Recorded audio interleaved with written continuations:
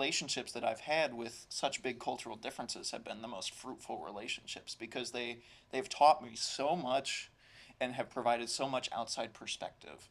And I think that has been some of the most uh, successful friendships that I've had just because of their ability to challenge my own internal thinking in different ways. Yeah.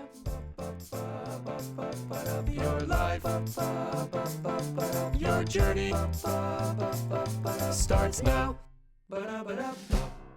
Hi guys, welcome back to the Journey Coaching channel. I'm Abigail. And I'm Adam. Today we're going to be talking about how different cultures impact their actions and their relationships. And Adam had a really interesting experience. Yeah. So, as a quote unquote professional blitzball player, um, I went down to Branson, Missouri this last week for the Youth Cal Ripken World Series, which, if you are familiar with the Little League World Series, it's a very similar format just for a different age group. And one of the cool things of being down there was I got to meet and interact and essentially promote the sport of blitzball to all these different countries and all these different teams that were down there for this event. When they had downtime, it was a pretty large event. I think it was like 10 days. And so all the teams had a good amount of off time where they could either practice, they could play blitzball. The campus that they were on, Ballparks of America, which was a beautiful campus, had like laser tag, arcade, batting cages, and the town itself, Branson, had a lot of tourist attractions, which made it a great place to host this international event. But I went down there for the first couple days, opening ceremony, check-in days, because I figured those would be the days that they're looking for stuff to do. They don't have any scheduled games, and it was very much a preparatory schedule for all these teams to go out there, and all 40 something teams that were there for the event had the same goal. They all had the same goal of wanting to win this World Series, and bring home the trophy and represent their town, their country, whatever it is. Mm-hmm. And so the very cool thing for me outside of being able to interact with all these cultures was kind of getting to see how they prepared, how they interacted with each other, how they interacted with other cultures to best position themselves to succeed at this event because it's a very intimidating event.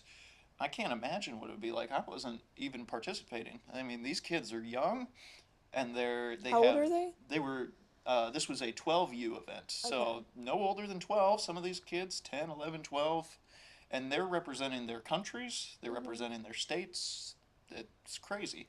Um, they had so many live streams of all the games where all the kids would go out and you have you could have up to hundreds of people watching these kids play ball back home, and that was pretty cool. So a tremendous amount of pressure, a tremendous amount of prep went into this, and I couldn't help but notice that there were a lot of different styles that I think were reflective of how different cultures operate.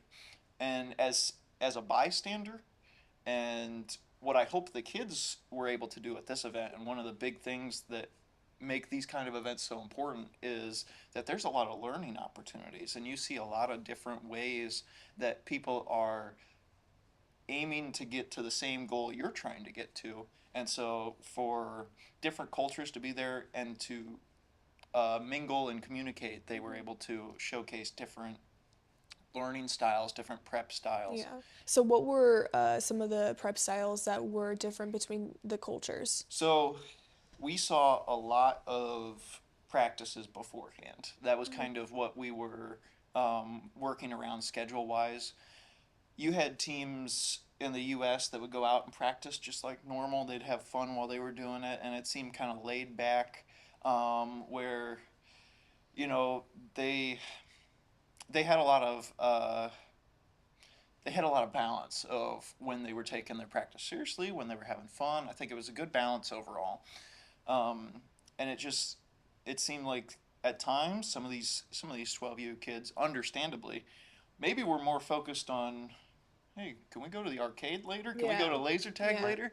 Um, can we enjoy the moment? I think that was a big thing that the USA kids were good at in this aspect. And the reason I bring that up is because different regions of the world demonstrated different kind of practice techniques, practice qualities that were very unique.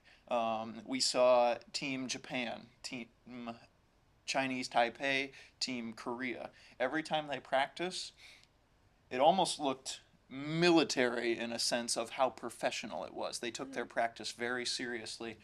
They were in full uniform.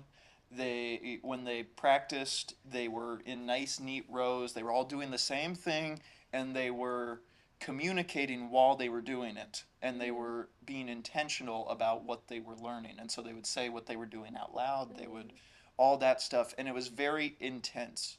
And I think that spoke to kind of that culture that we've come to find with the Southeast Asia culture of taking pride in your work and being disciplined as they I think they understood, and this is an outsider perspective, but I think they understood the weight of being able to come over and represent their country. They're Mm-hmm. just one team of 12U kids for representing an entire nation.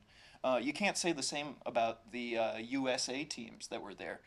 This tournament style had a USA pool and an international pool, and so for the USA teams, they were out there representing their home state, whether it Yeah. be South Dakota, Wyoming, Florida, Texas. Japan and Korea and Chinese Taipei, the three teams that I got to watch the most, they were representing their whole nation, and so that added a little extra. I don't know if it's a gift of burden Yeah, they almost, tend to be more disciplined in those cultures. and it seems like it followed kind of those cultural tendencies that we tend to see out of these guys. Hmm. In in Japan, they are very respectful of both the opportunities that are provided and the elders that have given them their opportunities. There was a lot of respect shown between coaches and kids and the kids and the fans, Hmm. um, as well as coaches and the facilities that were provided. There was a lot of Yeah. appreciation. Um, you would get the kids waving to the fans as a sign of thank you before and after each Yeah.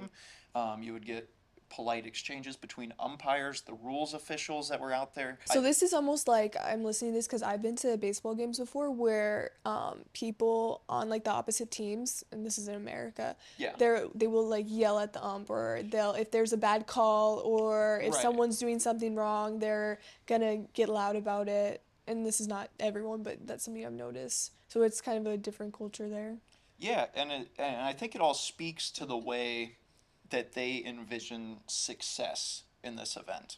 The USA has a culture very much geared towards how do we best compete and how do we best take control of what we can control to succeed. And I think that shows in the form of the sport where this is very much one team versus one team, and in situations it is very much pitcher versus hitter. And so the USA mindset is very much how do I compete to outperform the person on the other Yeah. side. And that's where you get some of that tension. And while I think that tension is present with the nations from Southeast Asia, uh, we saw a lot of competition, and it was very lively. Don't get me wrong. It wasn't Yeah. it But wasn't it military in the sense of like it was there was no emotion attached to it, Mhm. but it was just I think the best way that those nations prepared themselves for this event was to just turn off all the outside sources and see how they could best prepare themselves. Mhm. And I think that speaks to the success that they were having because they had some very good. I got to watch the home run derby. They had some very disciplined home run derby participants that were able to succeed, and they just it seemed like they had a set routine. They knew what they were doing, and that preparation paid off in some instances. So that was just one of the things I noticed. And to go back to your original question of how they might have been different, Hmm. I'll shift to a different region of the world where we had like Central America teams, and those teams were a lot of fun as a bystander to watch. Yeah. They weren't so military in their practice, but what was cool about it was they were very vocal in their support to their teammates. They were very vocal in their support to their coaches. They were very vocal, almost like the U.S. was in the comparison you made, where they will they will have fun with the gameplay and they'll treat it very lightly. That's one of the big things I noticed was when when it was all said and done and the practices were complete. Teams like Puerto Rico, Dominican Republic, uh, Aruba was one of them.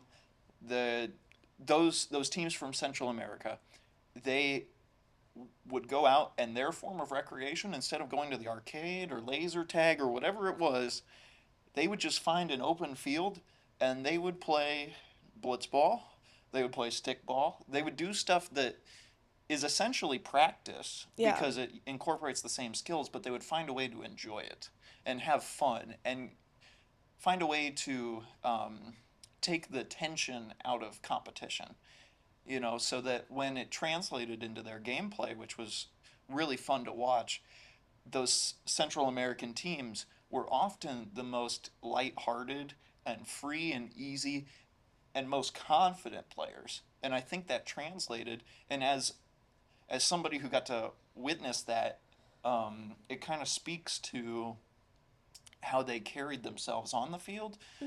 The parents in the audience were some of the most vocal, almost as if it was a celebration.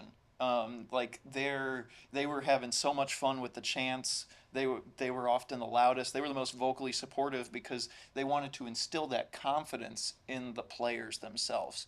And so where the Southeastern Asia teams may have felt more tension and more of the pride that comes with the burden of representing your nation, I think the parents of the Central American teams did a really good job of showcasing that yes, this is a privilege, but it's also a celebration that you made it here in the first place, and so you can play free and easy. And we found, at least I did when I'm watching, I found that they performed their best when they were of full confidence and they were playing like it was stickball. So it was very cool to watch those differences, and I think it speaks to the relationships that they have in their culture. Where um, There's just a lot of encouragement. yeah, there was a lot of encouragement from the parents to the kids in those Central American cultures, and I think that translates to how they prepped for this. They wanted everything that they do to be supportive and lighthearted, and I'm not saying that other nations didn't do that. It just Hmm. presented itself differently, and so I think one of the big takeaways from this and how it can apply to anybody is all these teams were set to accomplish the same goal, and that was to win this event, to perform good on the field. And they had a wide variety of ways to accomplish that. There were teams that would go out and practice at 10:30 at night. They would book fields. They would spend almost all their time practicing. There's teams that would balance out the practice time and the quote unquote play time. Yeah, so there was a lot of different like styles, and it was definitely connected deeply with their culture and how they were raised. Yeah, Going back to their culture developing, thousands and thousands of years. right. So when you get, because it's not very usual, at least in the Yeah, last several hundred years, for to have all these cultures come together in such a place and play a game. yeah. That's kind of that's very interesting if you truly think about that. Hmm. So I've been around a lot of different cultures because my family is, I have African siblings and I have a lot of friends from all over the world, and I found it very interesting how like the cultures were so different and the way that we connected with each other. And there were some times where someone would do something and I'd get like, be like, why are they doing that? Like, that's really interesting. Yeah. And then if you think about it and you like, you almost imagine placing them back into their home nation, you're like, okay, that's a bit more normal. Yeah. So, what are, in conclusion of all this, like, what did you find most interesting, and maybe the piece of information that you'd like the audience to know about, cultures and culture differences? Yeah, I think the best possible takeaway for the kids at this event, and something I wish I had seen a lot sooner as an adult who also competes in sports like this and hopes to compete at a national or even international level. Mm-hmm. The best thing that they could take away is the openness to seeing how other cultures are able to go about their day and are prepping to succeed at a high level, regardless of if it's in baseball or in the classroom or whatever. They had the opportunity to see how these nations conduct themselves, and they could pick and choose different strategies to try and apply to their own culture. And I Mm-hmm. think that's one of the coolest things. What I enjoy hearing about your perspective is just almost like a sense of curiosity, like, oh, what can I learn from this person, and the way that they think or the way that they move, like, why are they doing that? Yeah. I think that's really interesting, and that's a really good perspective to have, because there's so many different ways why people do what they do. Yeah, and so that's the biggest thing I thought these kids could benefit from this event is the ability to have the open-mindedness to see how other people are conducting themselves, are prepping themselves for this specific event to reach a certain goal. And I think that's something that a lot of people can learn from no matter what the scenario is. Um, in a world where it's very easy to isolate yourself into your own community, there's situations where I could see great benefit coming from if you're struggling with how to do something, it's good to gain that outside perspective, whether it's a different opinion, a different culture's sort of point of view on it. Like just having that open mindedness to be able to go through and be willing to try different strategies, different mindsets to achieve a goal. And so some of those relationships that I've had with such big cultural differences have been the most fruitful relationships because they've taught me so much and have provided so much outside perspective. And I think that has been some of the most uh, successful friendships that I've had just because of their ability to challenge my own internal thinking in different ways. Yeah. One of the big relationship keys that we talk about here at Journey is an openness to receive input from others and to have it be a two-way street where you're able to provide insight to help others, but you're also willing to hear other people's advice to you.